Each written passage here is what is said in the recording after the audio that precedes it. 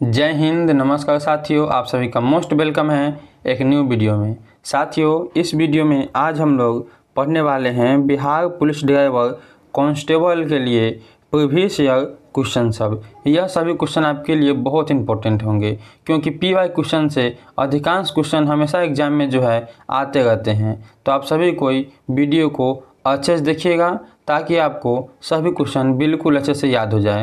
तो चलिए दोस्तों, हम लोग क्लास को स्टार्ट करते हैं। इससे पहले का आप लोगों ने क्लास नहीं देखा है तो जाइए और चैनल पे प्लेलिस्ट बना है जहां से आप जाकर सभी वीडियो को अच्छे से देख सकते हैं।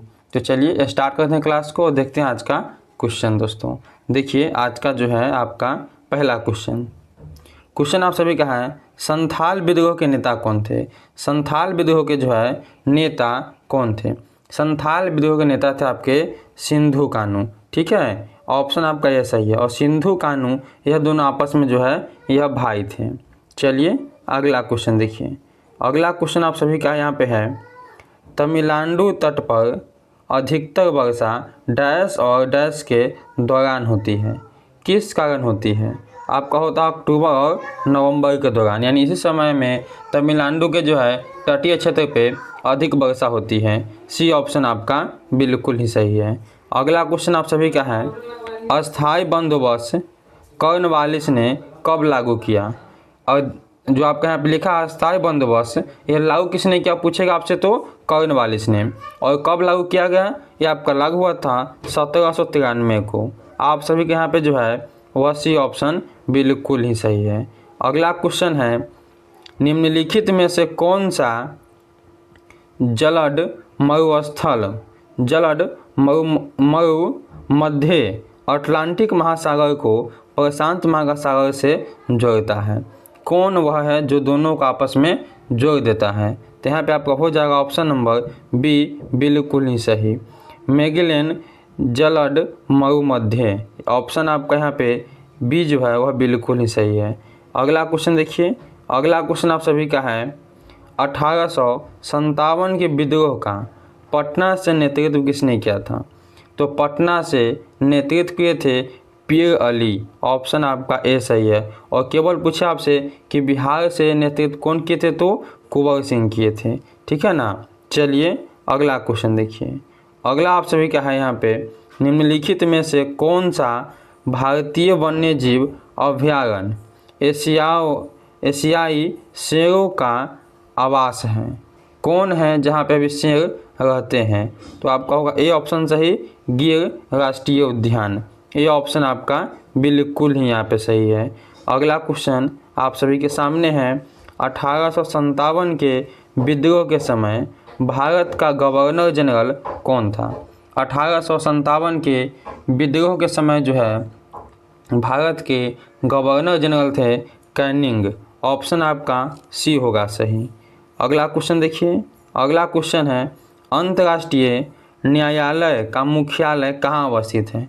अंतर्राष्ट्रीय न्यायालय का मुख्यालय जो है यह आपका अवस्थित है हेग में। ऑप्शन आपका यहाँ पे डी होगा बिल्कुल ही सही।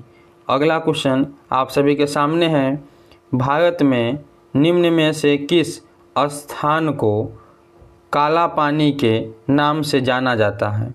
काला पानी के नाम से हम लोग जानते हैं यहाँ पे अंडमान द्वीप को। ऑप्शन आपका ए जो है वो आपका बिल्कुल ही सही होगा।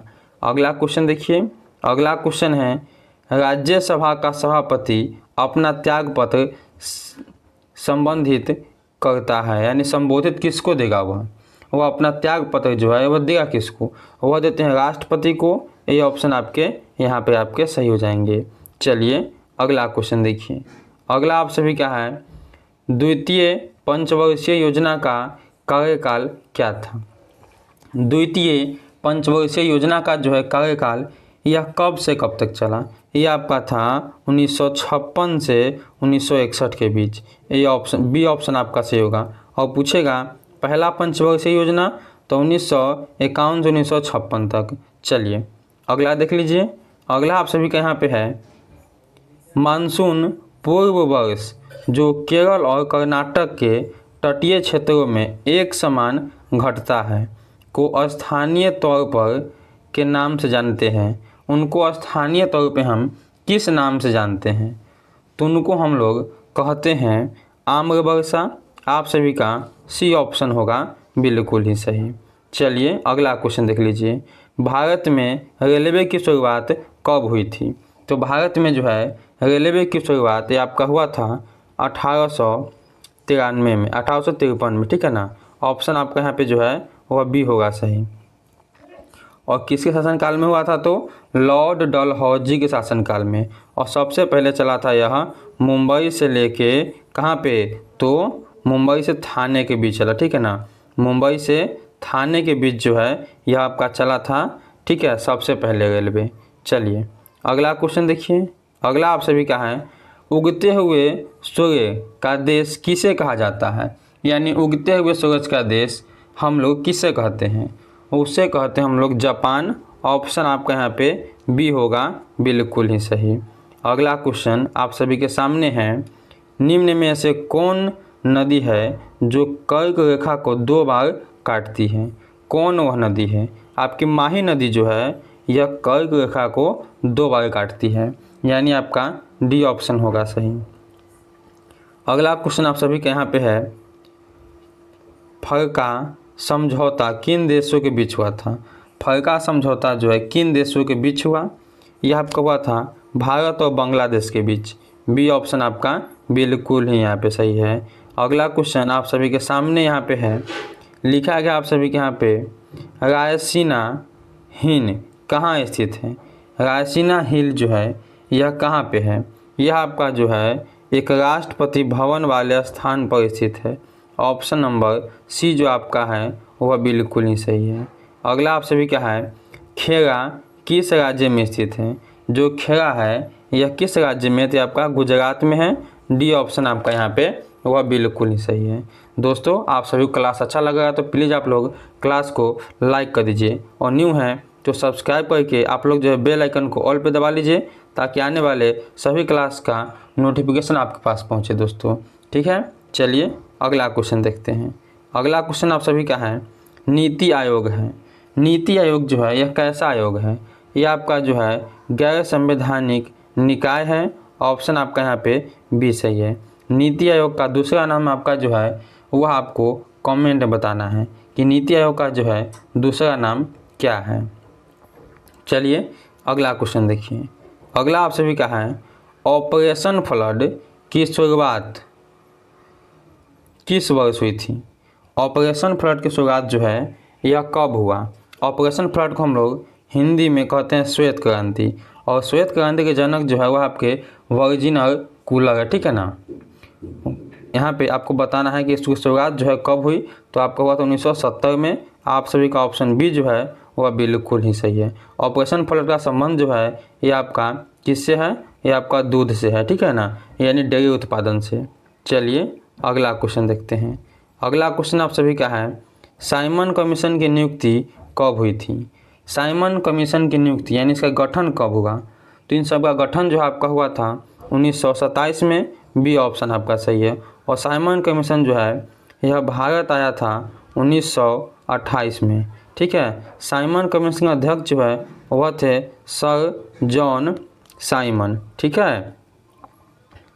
साइमन कमीशन के अध्यक्ष कौन थे? तो सर जॉन साइमन थे। यह भारत आए थे 1928 में। इसका गठन हुआ था 1927 में। इतना पॉइंट आपको अच्छे से एकदम याद कर लेना, ठीक है।